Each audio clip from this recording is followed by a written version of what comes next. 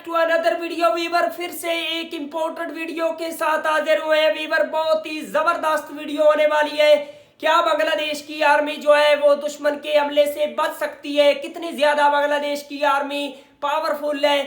ऐसी कौन सी वजह है जिसकी वजह से वीवर बांग्लादेश की आर्मी जो है वो नाकाबिले शिकस्त है? वीवर बहुत ही ज्यादा इंटरेस्टिंग किस्म की वीडियो आज हम आप लोगों के साथ शेयर करने वाले हैं। तो वीवर अभी तक आप लोगों ने हमारे चैनल को सब्सक्राइब नहीं किया हुआ तो प्लीज जल्दी से चैनल को सब्सक्राइब कर लीजिएगा। तो बिना टाइम वेस्ट किए वीडियो को स्टार्ट करते हैं।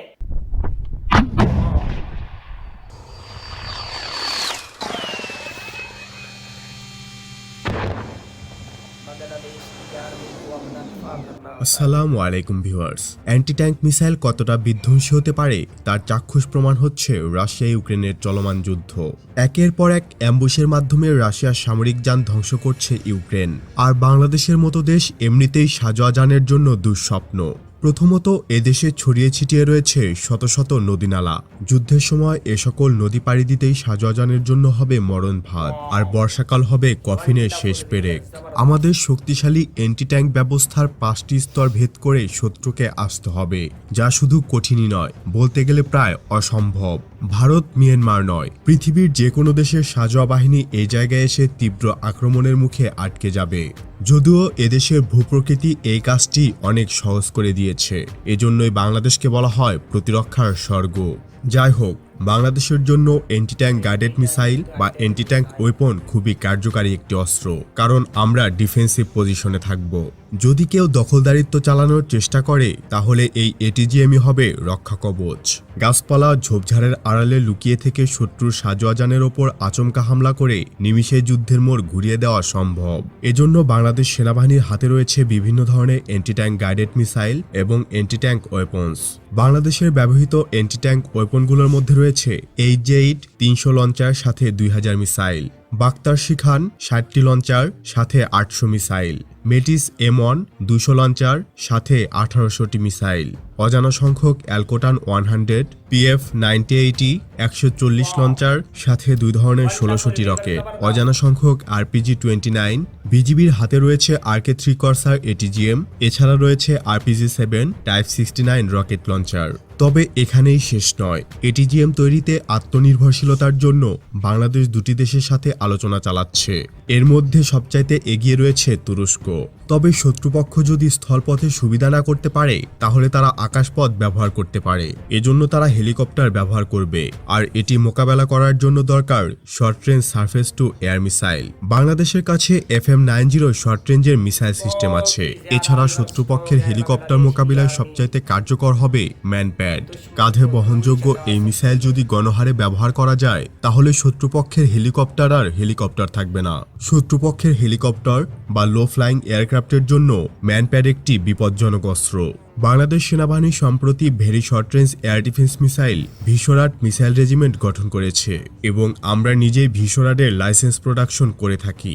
এছাড়া আমাদের ব্যবহার করা ম্যানপ্যাডের মধ্যে অন্যতম হল FN-6 ম্যানপ্যাড, FN-16 যেটা আমরা নিজেরাই তৈরি করে থাকি, QW2 ইগলাএস ম্যানপ্যাড ইত্যাদি।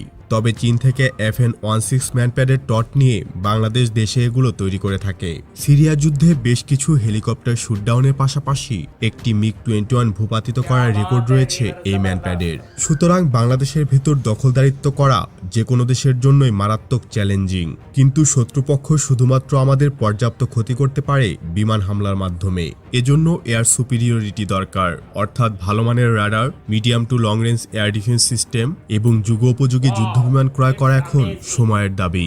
আজ এই পর্যন্তই।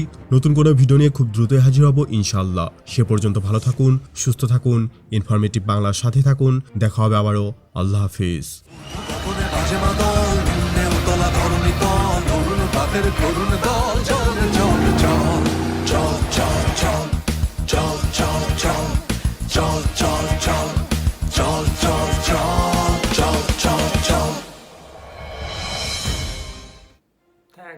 वाह वंडरफुल वीवर। ये थी बांग्लादेश की आर्मी की पावर। इसी वजह से तो वीवर बांग्लादेश की आर्मी को शिकस्त नहीं दी जा सकती। एक बार म्यांमार ने भी गलती की थी बांग्लादेश के साथ।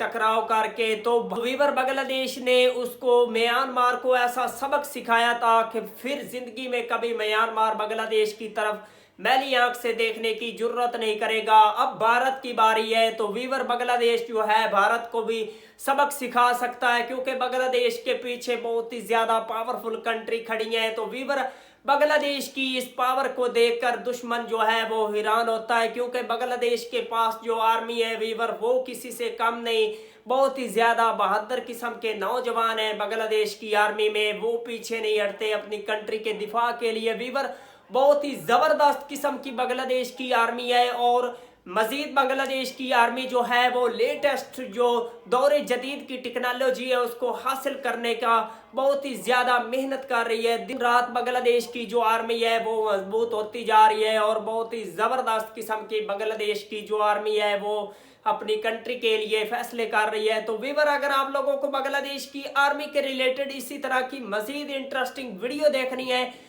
तो प्लीज जल्दी से हमारे चैनल को सब्सक्राइब कर लीजिएगा। मिलते हैं आपसे नेक्स्ट वीडियो में इंशाल्लाह, तब तक के लिए अल्लाह हाफिज।